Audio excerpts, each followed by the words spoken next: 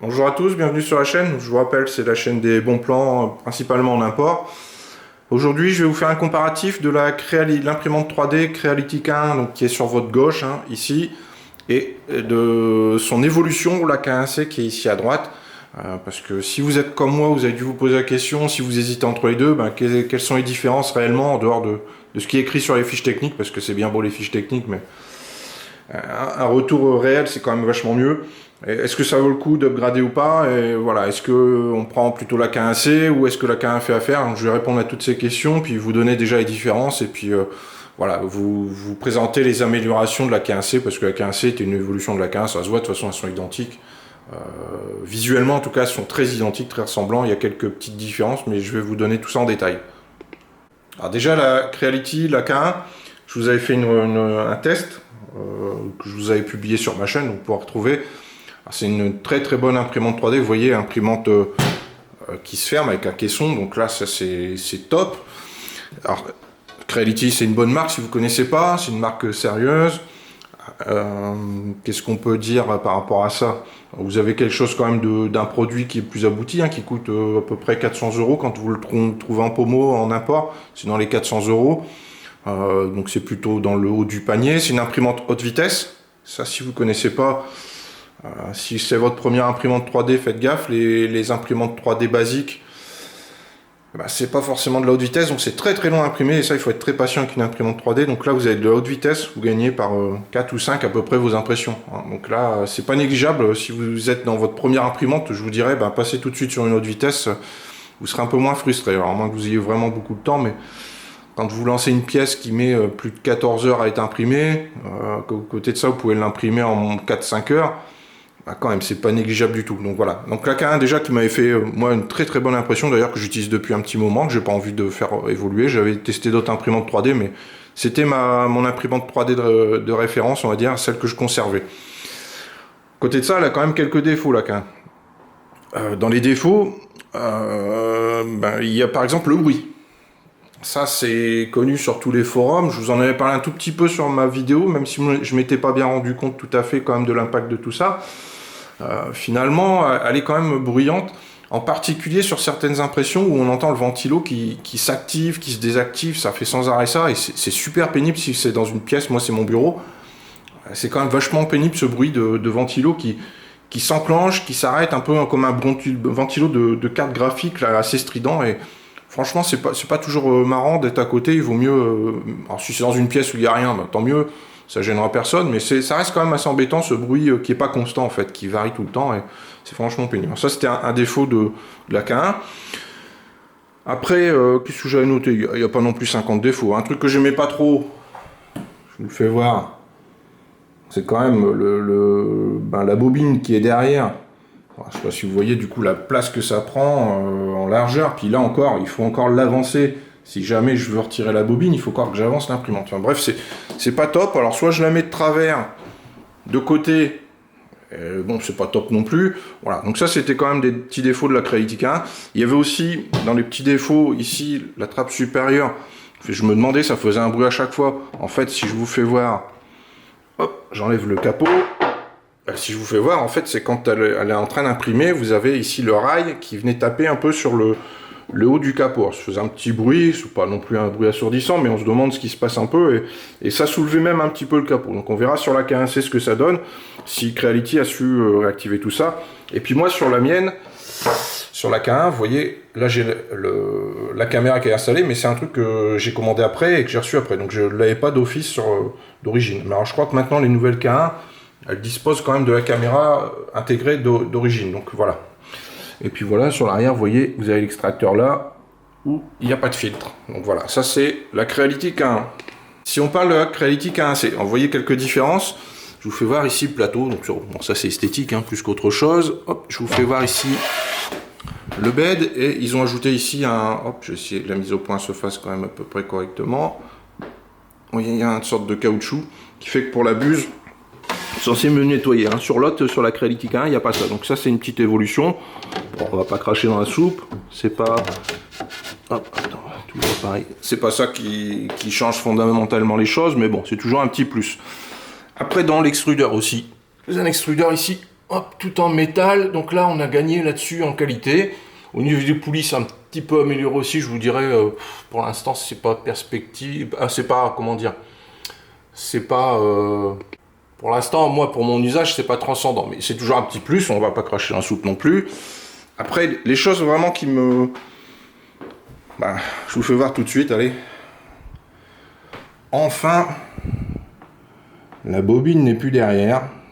Donc Creality a mis des supports. Hop, je vais vous enlever ça. Voilà. Directement sur la K1C, vous avez des supports que vous pouvez imprimer. Et ça vous permet enfin de mettre la bobine sur le côté. Merci beaucoup Creality, parce que là, franchement, c'est quand même vachement plus pratique dans ce sens-là. Ce que je vais faire dans la vidéo, je vais vous mettre dans le descriptif, vous regarderez un lien où j'ai eu déjà l'imprimante, la K1C, et puis également je vous mettrai le lien pour télécharger ces objets. Il y en a deux en fait d'objets différents. Hop, attendez, je vais essayer de vous retrouver l'autre. Voilà, il y a deux formats. Hop, voici le deuxième. Les deux se mettent sur le côté et vous permettent. Donc je vais vous les mettre à disposition, ces fichiers, et puis dans le descriptif. Comme ça, vous pourrez même les utiliser pour la K1. Donc quelque part, même si c'est une évolution de la K1C, vous allez pouvoir l'appliquer sur la K1 toute court, et simplement l'imprimer, l'appliquer. Donc je crois qu'il faut 3 vis DM3 en 12 mm hein, pour fixer. Voilà. Alors la question du capot, quand on imprime. Alors, ici je me suis dit tiens top, alors c'est le même capot hein, que sur les K1, K1C, simplement il y a une bande ici qui a collé soi-même. Je me suis dit top, ça a pu faire comme la K1. Bah si quand même. Peut-être un petit peu moins, mais ça fait toujours pareil. Vous allez voir de temps en temps le rail, c'est pas grave, hein, ça abîme rien du tout. Vous allez voir de temps en temps le rail qui va un petit peu taper, un petit peu soulever le capot. Le rail guide là, bon bah c'est tout, c'est comme ça. C'est pas là-dessus qu'on gagne. En tout cas, c'est pas là-dessus qu'on gagne quoi que ce soit en fait. Donc, pour l'instant, je vous fais voir des petits détails. Alors maintenant, enfin, les petits détails. La bûche, c'est pas un petit détail hein, quand même. Ça vous permet d'imprimer un petit peu plus de filaments différents, en particulier tout ce qui est carbone, etc. Donc ça, c'est quand même un peu plus de compatibilité avec les matériaux que le filament que vous allez imprimer. Hein. Alors dans le montage, je vous en ai pas parlé, mais c'est comme la K1, hein, ça arrive, c'est préinstallé à 90%, 95%, vous n'avez plus grand chose à mettre. Vous avez l'écran raccordé ici, vous avez quoi? Vous avez dedans plein de mousse à enlever. En fait, vous avez un peu moins de montage que sur la K1. Quand même, sur la K1, j'avais dû brancher quelques nappes derrière, j'avais dû reconnecter quelque chose. Ici, non, c'est vraiment limité. Je retire des mousses, j'enlève il y a des 3 vis à retirer hein, à l'intérieur, 2 sur les côtés, puis une à l'arrière au milieu. C'est bien écrit, vous suivez bien la notice. Vous retirez bien tout ça et c'est presque plug and play quoi. Après aussi, vous avez le petit support de porte à installer, mais à part ça, voilà quoi, c'est très très limité dans l'installation, c'est hyper simple. Chose aussi, dans les petits ajustements, mais alors là c'est vraiment plus que minime. Vous avez ici un petit caoutchouc qui est en haut, qui est juste posé dessus, et en bas, derrière celui du bas, il fait que ça de tomber, il tient pas plus que ça, il faudrait soit le coller, enfin bref, c'est vraiment un gadget. Bon, ça y est pas sur la K1, mais franchement, c'est pas ça qui fait la différence. Hein. Voilà, alors le point sûrement le plus important, on va dire maintenant, sur la K1C, entre la K1 et la K1C, c'est le bruit. Et ça, les tests, tout ce que vous allez voir écrit, les caractéristiques, c'est pas elles qui vont vous dire, bah oui, c'est plus bruyant, c'est moins bruyant, dans quelle mesure, etc.